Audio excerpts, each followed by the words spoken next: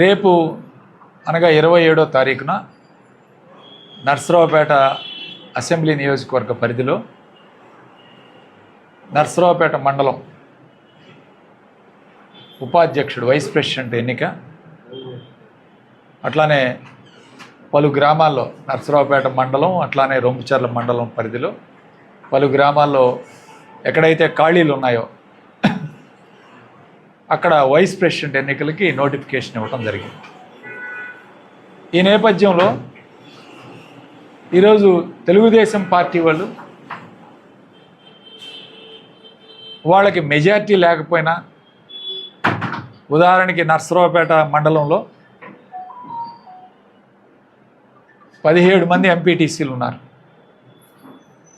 17లో ఒకరు చనిపోయారు. ఆ చనిపోయిన వారి వలన ఈరోజు ఉపాధ్యక్షుడు ఎన్నికలు జరుగుతూ ఉన్నాయి. ఒక ఎంపీటీసీ చనిపోయింది. మిగిలిన వాళ్ళు 16 మంది ఉంటే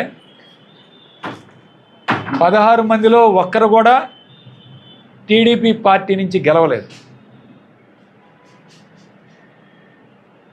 మా పార్టీలో గెలిచిన ఒక అమ్మాయిని మాత్రమే టీడీపీలో చేరి ఆ అమ్మాయికి పార్టీలో చేరినట్టు కండ వేయించే కార్యక్రమం జరిగింది. అది ఎప్పుడు ఈ కూటమి ప్రభుత్వం వచ్చిన తర్వాత.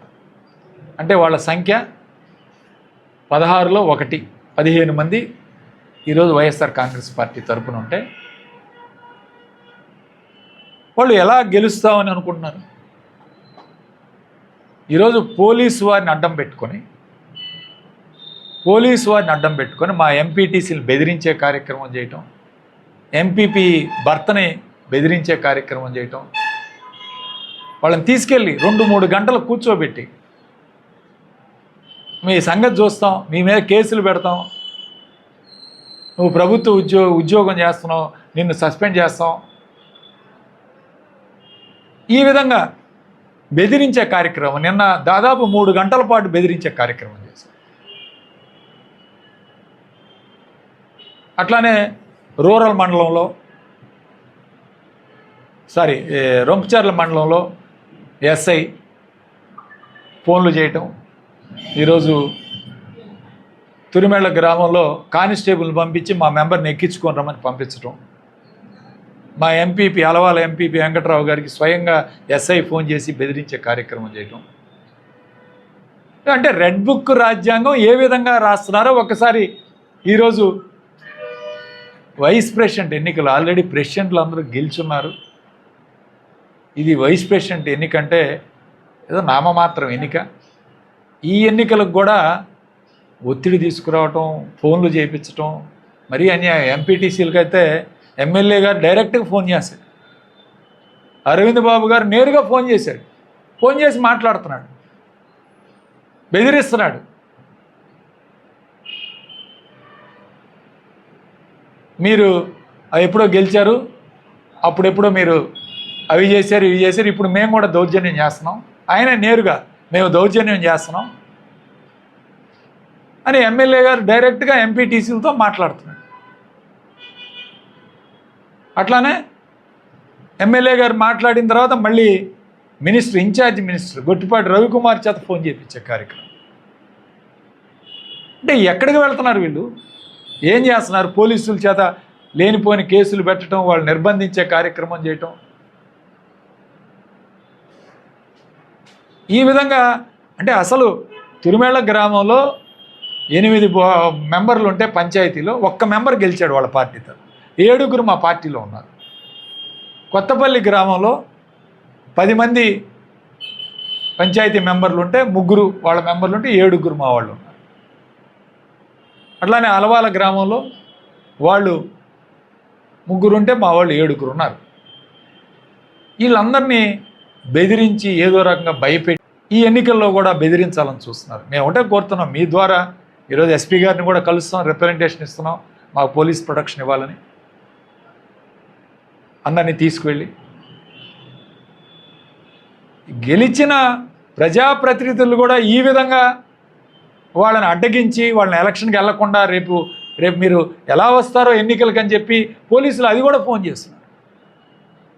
ఇప్పుడు ఆ పంచాయతీ బోర్డు మెంబర్లు ఈ ఎంపీటీసీలని అసలు ఎన్నికలకు రాకుండా అడ్డుకోవాలని కూడా ప్రయత్నం చేస్తున్నారు. రేపు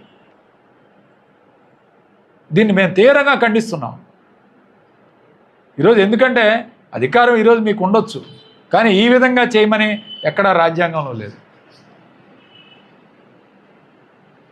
మరి ప్రజాస్వామ్య విలువలకు మేము గౌరవిస్తామని చంద్రబాబు నాయుడు చెబుతాడు, లోకేష్ అక్కడ చెప్తాడు, ఇక్కడేమో అమలు పరిచేదేమో రెడ్ బుక్ రాజ్యాంగం. పోలీసు వాళ్ళు మనం చూసాం, మొన్న ఎమ్మెల్సీ ఎన్నికలు చూసాం.